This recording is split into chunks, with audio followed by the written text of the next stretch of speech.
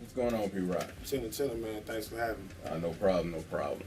Basically, we want to start off with when and where did you fall in love with hip hop? I probably would say at an early age, probably I probably was too young to be listening to rap, but probably around like 5 or 6 is when I really started listening to it.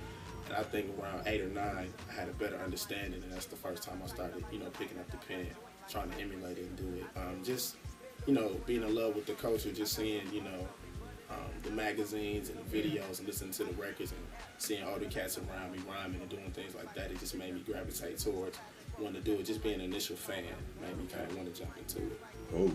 So, who would be your top 3 artists growing up? That's a hard one, man. There's so many different artists and so many people that influenced me. But the best way I could kind of put into terms is just that coming from the Midwest, we able to pull in influences from everywhere. I'm able to listen to all different types of styles without being biased because I'm from the Midwest, so we're influenced by everything. So initially, I listened to the West Coast heavy in the early 90s before I gravitated to the East and to the South. So, Dre's Chronic is one of the first albums that really grabbed me and had me, tuned in. So, excuse me, probably Dre, Quick, and, Snoop and Pop. Those guys are some of the top guys I listened to in my early life. Okay. Tell us about your latest project. The latest project, it's called Good Morning, Good Night, Good Luck, Recharge. It's a continuation from a mixtape we did last spring called Good Morning, Good Night, Good Luck. And basically we just we went in the studio, revamped it, added songs to it, added life to it. We made it flow like a movie or a TV show, with skits and different things in between the records to kind of capture the audience and give them a visual to an audio project. We really just wanted to make people sit back and hear it, and listen to it, and get a vibe for it. Okay. Where would you mark the success for it? Did you reach everybody you wanted to reach with it?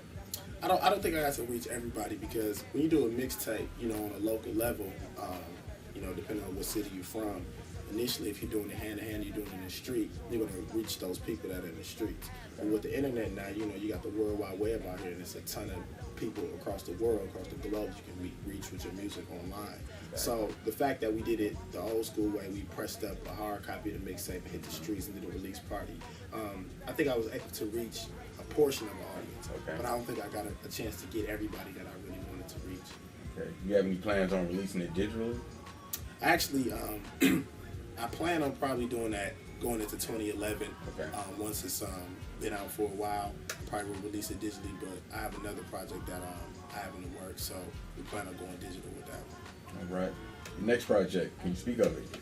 Yeah, it's kind of under wraps right now, but we've been in the studio, man, since I would say October.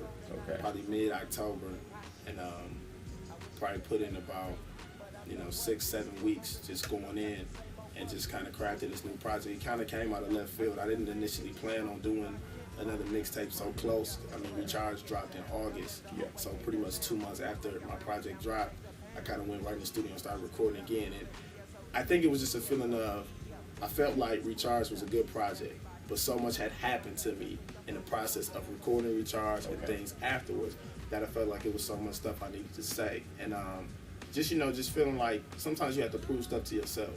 And then to your public, you want them to hear and see certain things. And I felt like it was so much more I had to offer. And, a lot of emotions came after we did Recharge. And I just got inspired by a lot of different things. And it was like, yeah, we got to go to the lab. We got to make some more records. Okay. What's up? So, you have target quarter for when we drop the next one? Initially with this one, we were going for fourth quarter. I had never done a project or anything in the fourth quarter before. So we initially wanted to hit fourth quarter. We really want to try to drop on everybody on Black Friday. Okay.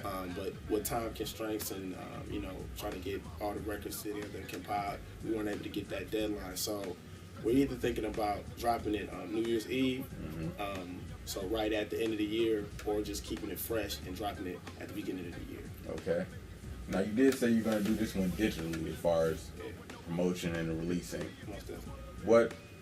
What have you learned so much from other artists? You have Kanye with his Good Fridays, and you have Timbo Tuesdays and all of that. Right. Do you have an angle that you're going to hit the masses with? Well, prior to them doing what they have done, they would say great minds think alike.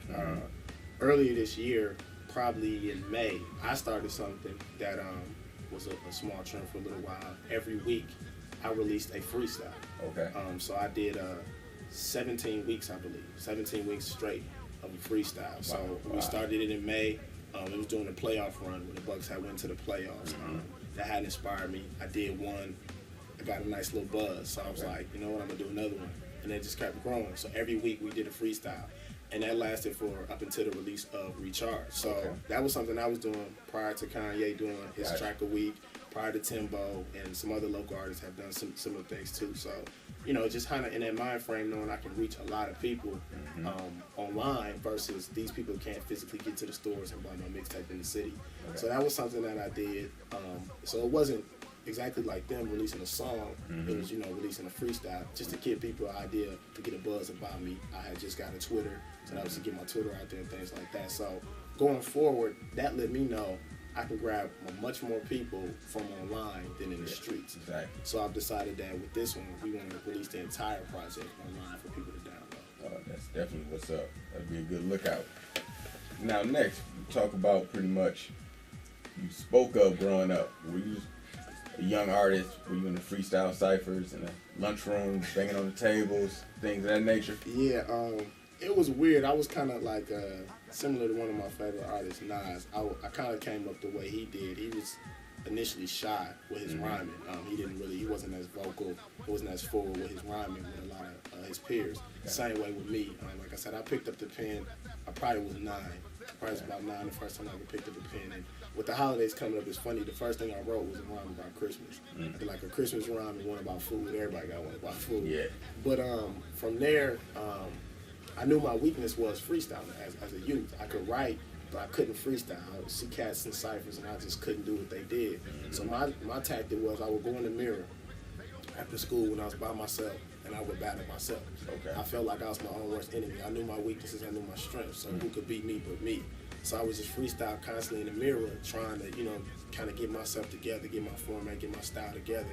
And once I was confident enough with that, I would come to school and, you know, have some little stuff ready and kind of be prepared if somebody challenged me. And the first battle I probably had wasn't until high school. Like middle school, cats wasn't really battling. Cats would do ciphers and be freestyling. Nobody's really battling. The first time I got challenged, I was in high school. A cat challenged me in the lunchroom, and we went at it. We did about 3 or 4 rounds in the lunchroom. Of course, somebody went on the table. We did one a cappella. And we actually had this thing in our auditorium I had helped organize called rap sessions. We used to, a cat used to actually bring a beat machine to school. He'd sneak it in his book bag. We'd set it up in the auditorium. And cats would basically just come in and do ciphers and have freestyle battles in the auditorium. So I've been at this hip hop thing for a while. You know, definitely the golden days of hip hop. Yes, sir. Now, when you look at local artists such as Used to Do It to Death, you have Cuckoo Cal, things of that, people of that nature. What have you learned from them so that you can go forward and push Milwaukee up out there even further? Because right now, people pretty much sleep on Milwaukee as far as hip-hop artists. You know, they may just mention Cuckoo Cal or Speech, if that. But what are you going to bring to the table to get us up out there? I think looking at those guys from Arrested Development to the G2 Key to Cuckoo, Do It to Death, Drew, even guys who have less names than them. There's been a lot of guys from the 90s up into the 2000s to now who've really done things for the city, you know, on the local level and on the national level. Just don't always get credit. You know, even a guy like Rico Love. I mean, if you like Hello Good Morning by Diddy, Dirty Money, then you like Rico Love. He wrote it. You know what I mean? And he's wrote a lot of records for a lot of R&B and hip-hop cats, but doesn't necessarily get the credit as an artist. And, I mean, Speech has a Grammy for God's sakes, but Arrested Development might not get the credit that they deserve because a lot of people didn't even know they were from Milwaukee. So a lot of times I think with the identity of the city, we just didn't have an identity for a very long time. Like I said, being from the Midwest, we are exposed to everything. So you got cats who sound like New York or the East Coast. You got cats who sound West Coast, cats who sound down South.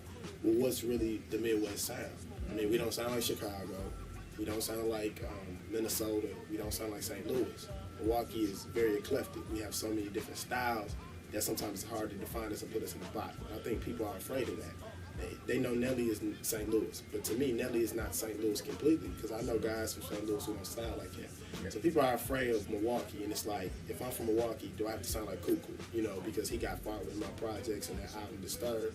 So it's like, is he from Milwaukee? He don't sound like Cuckoo. You know, is he from Milwaukee? He don't sound like Arrested Development. They want you to kind of fit this mold, and I think Milwaukee, we don't have a mold. We all have different sounds. So the best thing I could do with me is learn that Cuckoo got very far. Speech and Arrested Development got far. Other guys got some success, but didn't get as far. I need to take all these things that they did, maximize me to 10, but still be myself and know that I'm speaking from Milwaukee, but this is my voice. This is my interpretation of Milwaukee. I didn't live the same life as Cuckoo. I didn't live the same life as Speech, so I can't have their story. I had to have my own story, but at the same time represent the city. And it's more than just wearing this hat on my head. You know what I mean? I really have to represent it and think about what I'm saying and doing, because it's a reflection of my time. Okay. Flip the questions a little bit here. What would be your favorite P-Rock drink, liquor? Liquor, it'll be agua, it'll be water. Okay. I'm an unorthodox artist in a lot of facets. I don't drink. So that's one thing that has separated me from my peers. Like, you don't really hear P-Rock talking about popping bottles or in the club doing this or pass me the brew. That's not my forte. I'm not knocking anybody who does it, but I don't choose to endorse alcoholic beverages in my records or anything like that. That's just not what I do. That's cool. What would be, if you're not listening to hip-hop, what's on your playlist? What's on your iPod? I'm not listening to hip-hop. And it might surprise you, a lot of stuff. Like, for instance, I just compiled probably about 15 to 16 cuts and of joints called Smooth Tunes. Okay. And basically what I did is I just grabbed a whole bunch of different records that can help me relax if I'm feeling stressed or if I'm feeling like I'm not in a good mood. Something I can play that can just make me chill out. And I had Jamiroquai on there. I've had Emile LaRoux from Groove Theory. It's a lot of kind of like jazz, soul type of laid-back stuff. You know. But I got a wide range of music I listen to. You know, some rap, some R&B. Classic rock too. I really like a lot of classic rock, so really a wide range of music. All right. Where can viewers catch up with you at as far as online? You got a website? Yeah, they can hit me up on OutTheGateRecords.com. That's the official site for the label. It's still under construction, but it's still up and running, so they can check it out. They also can go to Twitter.com. You go to Twitter.com.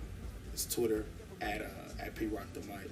So just punch that all together. I know everybody's not on Twitter. Some people on it, everybody not on it yet, but that's the one I'm on heavy now. On Facebook, I got a fan page. So you go on Facebook, search P-Rock, I'll pop up.